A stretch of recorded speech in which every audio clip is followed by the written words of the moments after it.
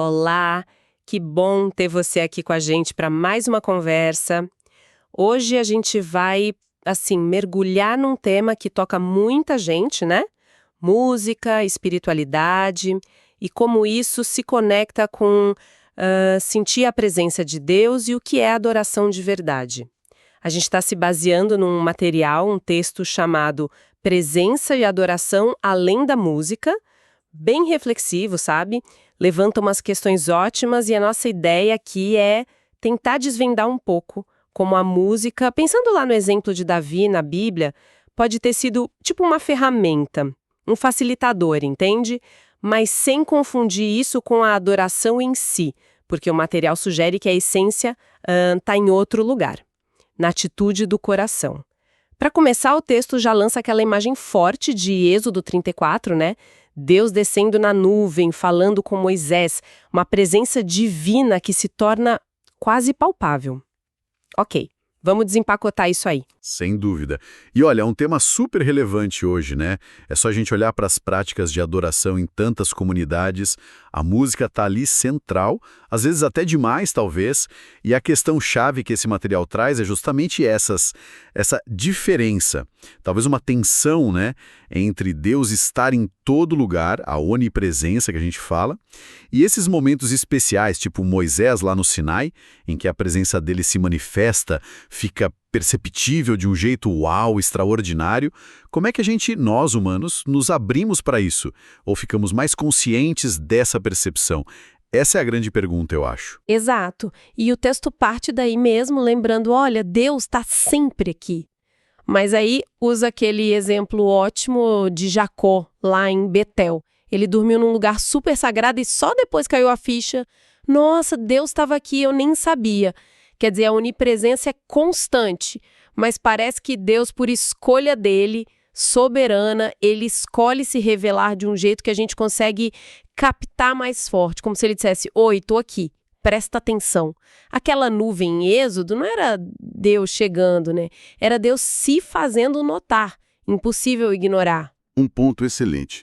E pensando teologicamente nisso, nessa presença manifesta, não é que Deus se move, ele está lendo o espaço. É mais assim uma autorrevelação intencional. Pensa assim, você sabe que tem um vizinho ali, onipresença. Mas de repente, ele bate na sua porta, entra, senta e conversa, presença manifesta. É uma iniciativa de Deus para se fazer conhecer mais diretamente, seja para os nossos sentidos, seja para o nosso espírito.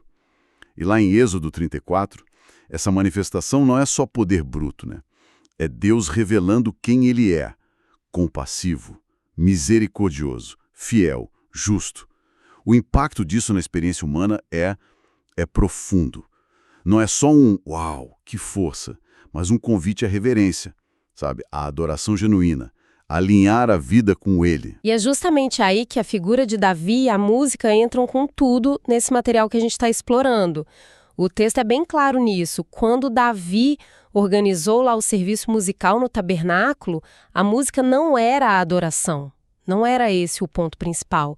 Era para ser um meio, uma ferramenta. O texto usa até essas palavras. Condutor, ferramenta. Ferramenta para quê exatamente?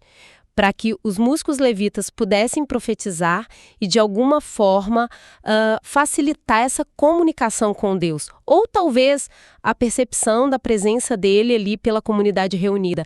Aqui que fica interessante mesmo pensar na música como estratégia espiritual, não o fim. Concordo. Essa distinção é, olha, fundamental. A música, nesse contexto de Davi, que o texto descreve, parece funcionar como algo que ajuda a modelar ambientes espirituais. O que seria isso na prática, né? Pense em como a música afeta a gente. Ela pode acalmar a mente, o coração, ajudar a focar, silenciar um pouco o ruído interno, o externo. Cria-se uma atmosfera, um clima que pode ser mais propício para contemplação, para oração, para uma maior abertura espiritual. Mas veja bem, é crucial entender isso aqui. A música não é a fonte da presença. Deus está presente com ou sem música, e ela também não é o ato de adoração em si. É um catalisador, um facilitador. Ajuda, mas não é a coisa em si. Entendi. Seria tipo, sei lá, Quando a gente ajusta a luz de um quarto para criar um clima mais legal para uma conversa importante, a luz ajuda, mas a conversa é que é o principal. Analogia perfeita é exatamente isso. A iluminação deixa o ambiente mais agradável, ajuda a focar, mas a essência é o encontro, a troca ali. Da mesma forma, a música poderia preparar o terreno, sabe? Mas o essencial é o encontro com Deus. E essa conexão que o texto faz com a função profética dos músicos, nossa, é revelador. Não era só fazer um som legal. A música estava ligada a proclamar a palavra, comunicar a vontade de Deus, era um veículo para a mensagem divina também. Mas o texto também dá um puxão de orelha, um alerta, né? Por mais incrível que a música seja como ferramenta, ela não pode tomar o lugar da verdadeira adoração. E, muito importante, não é um único jeito de perceber ou se conectar com Deus. Aí a pergunta que fica é, o que o material define como sendo essa verdadeira adoração? O que ela é na raiz? Olha, o texto é bem direto nisso aí. Define a verdadeira adoração fundamentalmente como uma postura do coração. Não é primariamente uma coisa externa que a gente faz, mas uma atitude interna. Que atitude seria essa? De reverência profunda, de humildade sincera e, acho que acima de tudo, de submissão à soberania de Deus. É aquele momento que a gente reconhece quem Ele é, a grandeza, a santidade, o poder, o amor, e a nossa resposta natural é se curvar por dentro, se entregar. É um sim do coração ao senhorio dele, entende? Uma postura do coração, isso é forte. Quer dizer, vai muito além de cantar ou não cantar, de estar num lugar X ou Y. Exatamente. E essa postura interna, esse coração rendido, aí sim pode transbordar de muitas formas. O próprio texto menciona várias. Claro, pode ser pelo canto, um hino, uma canção que nasce ali na hora, mas também pode ser numa oração silenciosa, fervorosa. Pode ser na leitura atenta da palavra, deixando ela nos moldar. E olha que interessante, o texto chega a mencionar o silêncio como forma de adoração. O silêncio. Nossa, isso soa quase, sei lá, contra a maré hoje em dia, né? Principalmente em certos ambientes religiosos onde tudo é tão cheio de som, de música. Confesso que é algo que talvez a gente pratique pouco. É verdade. A gente vive numa cultura muito barulhenta. E às vezes a gente replica isso nas nossas práticas espirituais sem perceber. Mas o silêncio pode ser um espaço incrivelmente poderoso para a adoração. Um silêncio que não é vazio, sabe? Mas cheio de atenção, de escuta, de contemplação da majestade de Deus. É reconhecer que, diante dele, às vezes as palavras somem, e a melhor resposta é só estar ali, presente, em reverência quieta. Se a gente conecta isso tudo, a essência da adoração, segundo essa visão do material, é essa conexão íntima, espírito com espírito. Uma relação que pode até usar formas externas como a música, mas que não depende delas para existir. O altar principal é o coração mesmo. Avança para um ponto que é, assim, nevrálgico na fé cristã. Jesus como mediador. O texto fala dele como o novo e vivo caminho, aquele que abre o acesso direto à presença do Pai. Isso parece jogar ainda mais luz nessa ideia de que a nossa conexão fundamental com Deus não está presa a rituais nem mesmo a música, por mais que ela seja importante para a gente. Faz sentido isso? Total sentido. A implicação teológica disso é gigante. No Antigo Testamento existia todo um sistema de mediação, né? Sacerdotes, sacrifícios, o templo com seus rituais, incluindo a música organizada por Davi. Mas o Novo Testamento vem e diz: Jesus Cristo cumpriu tudo isso. Ele é o acesso. A mediação que a gente precisa na nossa condição humana para se aproximar de um Deus Santo não está mais numa prática, num lugar ou numa ferramenta. Está na pessoa e na obra de Jesus. É Ele quem remove o que separa a gente de Deus. Mas isso não quer dizer que a música no culto ou outras práticas sejam ruins ou inúteis, né? Claro que não. De forma alguma. Elas continuam sendo expressões super válidas, importantes da nossa fé, do nosso amor, da gratidão. O ponto crucial aqui é a perspectiva. A música, a oração em comunidade, ler a Bíblia junto, são respostas à graça de Deus. São formas de expressar nossa adoração.